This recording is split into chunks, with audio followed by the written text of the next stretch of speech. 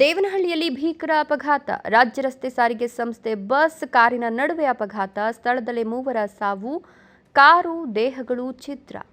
ಬೆಂಗಳೂರು ಗ್ರಾಮಾಂತರ ಜಿಲ್ಲೆಯ ದೇವನಹಳ್ಳಿಯಲ್ಲಿ ಭೀಕರ ಅಪಘಾತ ನಡೆದಿದೆ. ಈ ಅಪಘಾತದಲ್ಲಿ ಮೂವರು ಸ್ಥಳದಲ್ಲಿ ಮೃತಪಟ್ಟಿದ್ದು, ಕಾರು ಮತ್ತು ಮೃತದೇಹಗಳು ಛಿದ್ರವಾಗಿದೆ. ಇನ್ನು ಭೀಕರ ಅಪಘಾತ ನಡೆದು 1 ಗಂಟೆ ಕಳೆದರೂ ಘಟನಾ ಸ್ಥಳಕ್ಕೆ ಪೊಲೀಸರು ಆಗಮಿಸಿಲ್ಲ ಅನ್ನೋ ಆರೋಪ ಕೇಳಿಬಂದಿದೆ.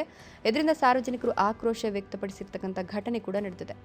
ಬೆಂಗಳೂರು ಗ್ರಾಮಾಂತರ ಜಿಲ್ಲೆ ದೇವನಹಳ್ಳಿ ಹೊರವಲಯದ ಹೈದರಾಬಾದ್ ರಾಷ್ಟ್ರೀಯ ಹೆದ್ದಾರಿ 44ರಲ್ಲಿ ಕಾರು ಮತ್ತು ಕೆಎಸ್ಆರ್ಟಿಸಿ ಬಸ್ ನಡುವೆ ಡಿಕ್ಕಿ ಸಂಭವಿಸಿದ್ದು, ಕಾರಿನಲ್ಲಿದ್ದವರ ದೇಹಗಳು ಛಿದ್ರವಾಗಿದೆ.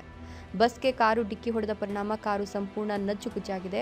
ಅಪಘಾತದಲ್ಲಿ ಮೃತಪಟ್ಟವರು ದೇವನಹಳ್ಳಿ ತಾಲೂಕಿನ ಸಾದಹಳ್ಳಿಗೆ ಸೇರಿದ ಮೂವರು ಅಂತ ಹೇಳಲಾಗ್ತಿದ್ದು, ಇಷ್ಟೆಲ್ಲ ನಡೆದರೂ ಅಪಘಾತದ ಸ್ಥಳಕ್ಕೆ ಪೊಲೀಸರು ಸರಿಯಾದ ಸಮಯಕ್ಕೆ ಬಂದು ಸಂಚಾರ ದಟ್ಟಣೆ ನಿಯಂತ್ರಣ ಮಾಡುವ ಕೆಲಸ ಮಾಡಿಲ್ಲ ಅಂತ ಸಾರ್ವಜನಿಕರು ಆಕ್ರೋಶ ವ್ಯಕ್ತಪಡಿಸಿದ್ದಾರೆ. ಅಪಘಾತ ನಡೆದ ಸ್ಥಳ ಕೆಂಪೇಗೌಡ ಅಂತಾರಾಷ್ಟ್ರೀಯ ವಿಮಾನ ನಿಲ್ದಾಣ ಸಂಚಾರಿ ಪೊಲೀಸ್ ಠಾಣಾ ವ್ಯಾಪ್ತಿಗೆ ಸೇರಿದೆ.